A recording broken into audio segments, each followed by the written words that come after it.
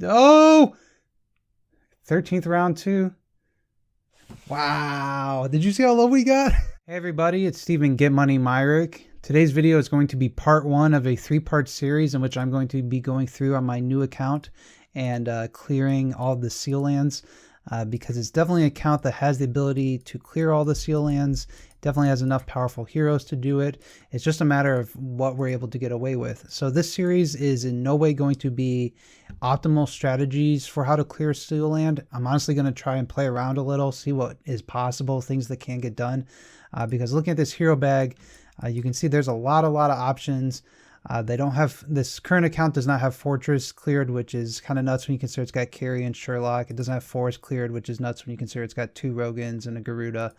But it also does not have Abyss cleared. And so I'm going to start with Abyss because the Skerei is just really hard to look at in 2021.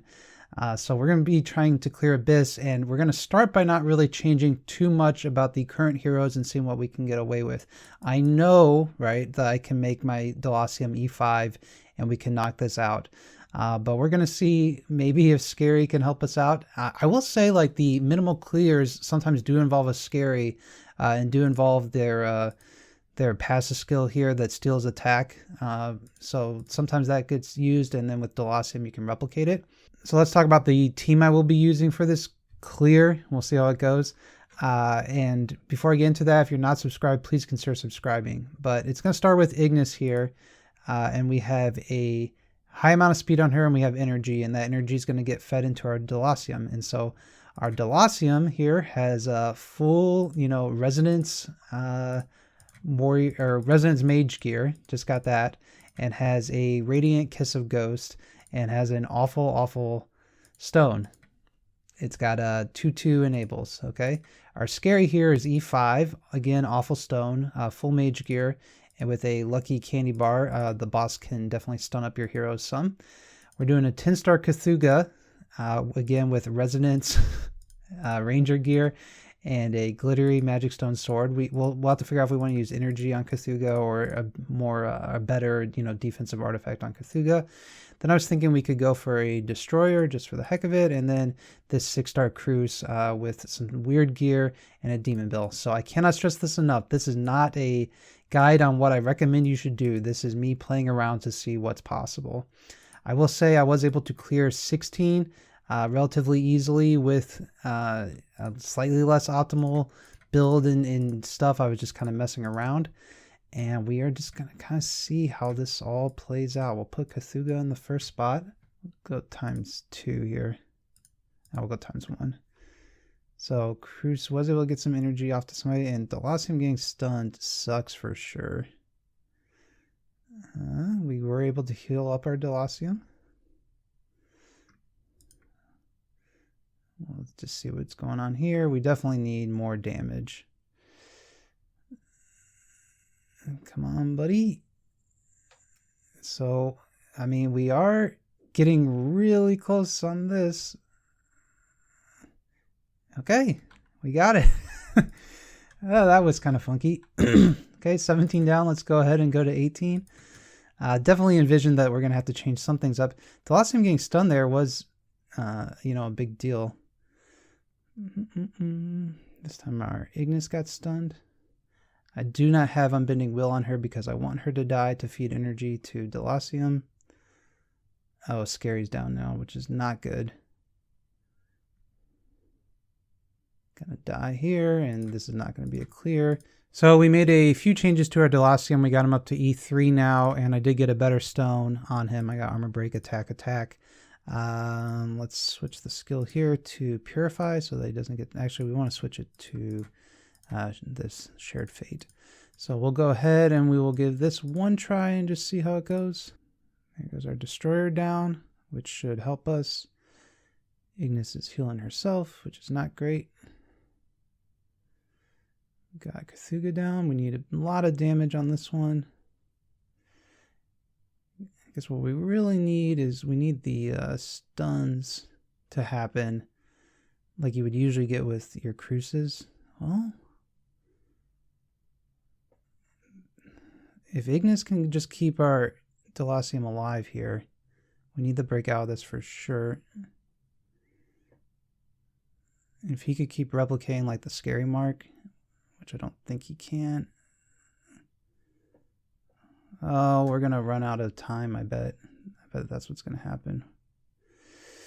Ah, came close. Kind of interesting just to see. One thing that stinks is, like, presumably this account had a Scarlet Queen, has a Scarlet Queen Halora, so you could have had Queen and could have had E5 Queen, and you could have done E5 Queen, E5 Skerei, E5 Ignis, V2 Delacium, 10-star Cthulhu, and maybe like a 6-star Cruise, and just seeing how that went. That would have been pretty interesting. One thing I don't know is if we put Cruise in the first spot, which, you know, is not the best because it doesn't trigger Cthulhu's thing, can Cruise get a stun on? Basically survive enough damage to trigger a stun. Because usually you put your Cruises in the back and they have to be tanky enough to survive the attack from the boss, and we got energy that time. And you can see there he got swept. So don't think that would happen or work out.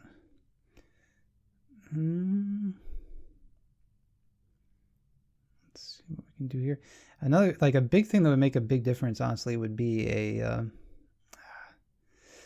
I wonder if we like try energy on Skerei just to like make it so he takes less damage, and maybe that allows other people to be tankier for longer. But a 6-star Ignis would help a lot here as well, if we wanted to build a 6-star Ignis, which we unfortunately don't have the hero copies for right now. So we're going to try energy on the Skerei so that we can get this debuff on him that makes it so our Skerei is more tanky. And we're going to see how that goes. Getting into this fight though. We're going to get another active off with Skerei. So he's just taking no damage, which is cool. Unfortunately, like this boss active here is probably going to kill us. But, shoot. Not good. Not good. So I did go through, I regressed imprints on Scarlet Queen Halora so that we could E5 Delacium here, and so that we could get Unbending Will. I don't want to use too much gold and gems, getting them up too high. I'm really just trying to see if maybe with Unbending Will what we can get done. So we really need the bleeds to happen. How we should purify out of this. More damage. Come on.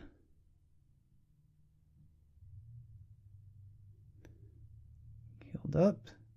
I think we got this. Don't kill us with a... Yeah, nice. Okay, so I thought about this a little bit more, and I really want to make sure that my Delacium active is going after all the debuffs have been applied. With Ignis giving him energy in round 1 automatically, then he wasn't doing his active in round 2, and so wasn't necessarily reapplying all the debuffs. So since our Ignis is faster at 1743 speed, what I'm going to do instead is not give her energy, and that should allow him to have just a really, really big active in round 2. I also am bringing in Illyria instead of one of our destroyers, and I'm going to have her do her basic attack to steal attack from them. And we're going to mess around with this lineup now. Okay. Let's run energy on Cthulhu. Okay, well, if you ever want to see a messed up plan in action, we have a level 290 out of 350 Delacium. Again, I don't really want to level him up anymore and use any gold or spirit on him with a pretty basic stone, but with some sick armor, with a Radiant Kiss of Ghosts. We've got some V3 plus a little bit more imprints. We're keeping the Skerei around in order to get some stuff there. We have a Cthulhu. We put energy on him so that he didn't risk melting his debuffs. We've got an Illyria with a King of Demons. We've got a Cruise with a Demon Bell, and we've got an Ignis with a Candy Cane so that she doesn't get stunned by the boss. So this is our new lineup now, and we are going to see how this does. I'm still worried in general just about the tankiness of this team, because, you know, traditionally you'll be using like Cruises to keep your team alive, but we are not doing that, so we are not getting the stuns or anything. But we are getting, man, it's just a ton more damage with that V3 Delacium. You see that? There you go. We gotta keep all these buffs around, and I think we got this. Okay, we got that. Can we get 20 now with our Insano lineup? What we got going on here? Wow, with Purify we're still stunned up? That's bogus.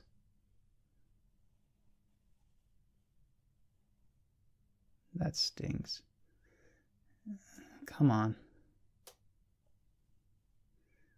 I think we're in trouble. Maybe not.